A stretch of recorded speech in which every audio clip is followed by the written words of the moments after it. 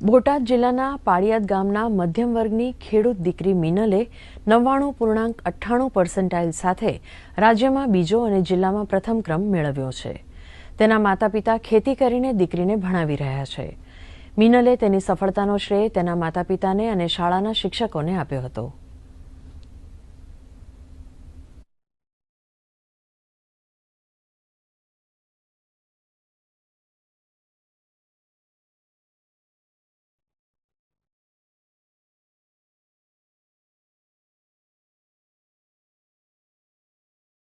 મારા પરિવારે કહી દઉં તો મને કોઈ ઘરનું કામ નથી કરવા દીધું અને સાંજે સ્કૂલેથી આવું એટલે મારું જે કામ હોય એ હું કરું અને ભણવાનું જ તે બસ ઘરે કાંઈ કામ નથી કર્યું મેં 1.5 વર્ષથી મેં ઘરે કાંઈ કામ નહીં ખેડૂત છે વાડી કામ કરે ઘરે તો બધાએ બહુ સપોર્ટ કરતા હતા અને સ્કૂલે એટલા ટીચરોએ એટલો સપોર્ટ કર્યો છે। હું તો ભણ્યો નથી પણ મને એમ થાય છે કે મારા છોકરાને ભણાવવા છે।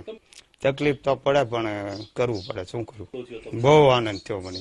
આ દીકરી સતત 12 થી 13 કલાક મહેનત કરતી હતી અને અમારા સતત માર્ગદર્શન નીચે મહેનત કરતી અને આજે જે અમે મહેનત કરાઈ આજે જે પુરવાર સાબિત થઈ છે।